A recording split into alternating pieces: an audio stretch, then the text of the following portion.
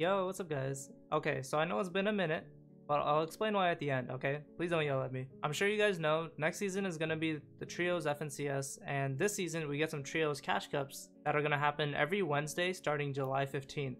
That being said, people are going to be looking left and right to find their trio, and for this video, I want to explain some things you should do and some things you shouldn't do during your search. At the end of the day, I think your goal should be not just to find any trio, but to find one that you can build chemistry with and help you improve as a player and teammate.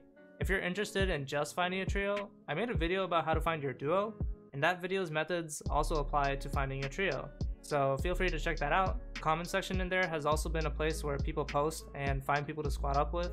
So if that interests you, go ahead and head over there to comment, or if you want, you can start under this video, and this can be a dedicated comment section for finding a trio. It's up to you.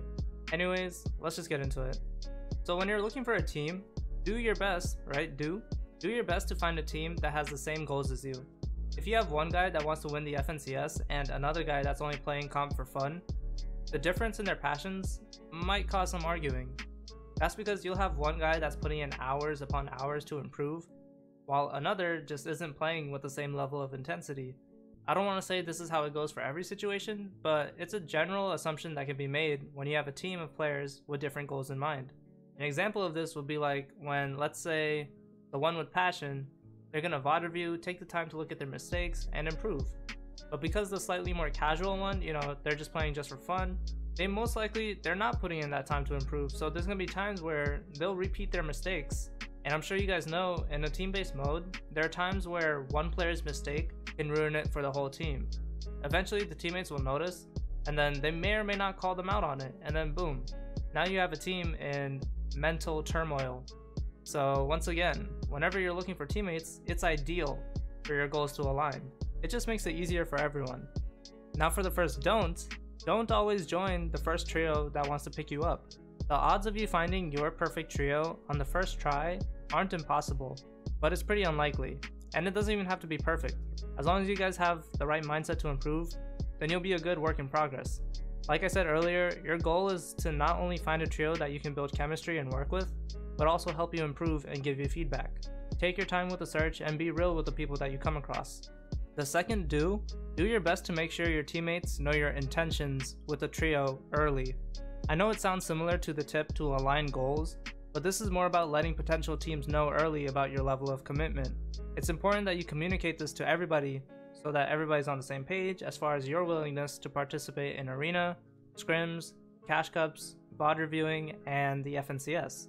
If you plan on only finding a trio to run cash cups, then let your teammates know so they can realistically consider picking you up, because they might not want somebody who's only interested in cash cups, You can also counter this with a don't. Don't waste people's time. The sooner a team can get on the same page and align their goals and intentions, the sooner you guys can start practicing, building chemistry, and improving. The teammate searching phase is probably the least enjoyable part for a lot of people, so just try to make it easy for everyone. Before looking for a team, do your best to try to figure out what you're good at when you're working with a team.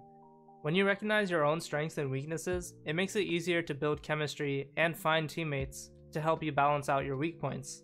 For example, it's pretty common for trios to have at least one controller player for their ability to frag out because of the strength of aim assist. Even though it got heavily nerfed, it's still important to recognize it as a strength that should be taken advantage of. Also, side note, aim assist alone doesn't make a great controller player slash teammate, so just keep that in mind. And then vice versa, a controller player might want to have a keyboard and mouse player on their team so they can build and tarp for them so they can focus on their own strength, which could be fragging and getting picks. Finally, for my last don't be salty if you get kicked off a team. I know it depends on how much you've committed to the team as well and whatnot, but at the end of the day, you have to realize that they had to have kicked you for the sake of competing well. No matter how much you might have thought you did, you guys just didn't vibe as a team. Whether it's for personality or skill reasons, if a team can't vibe, you might as well not be a trio together. You might be friends in real life, or not at all. Either way, don't take it personally.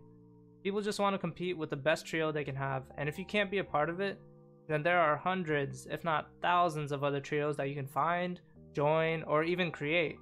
The only exception to this is if they kick you out last second, then by all means, be pissed, because that's on them, because it goes back to not wasting people's time.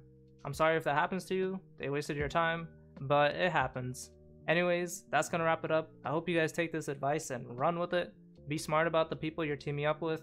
Trust your instinct and gut feeling, and hopefully you'll meet your goals, or at the very least, have a foot in the right direction.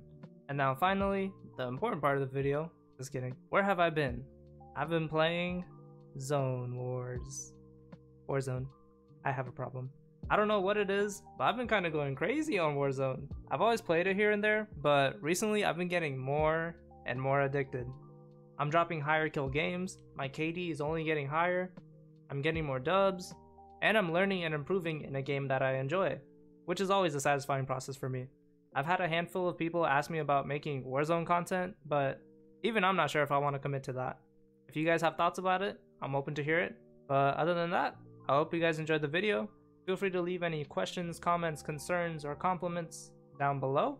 Other than that, thank you guys so much for watching, and I'll see you guys next time. Peace.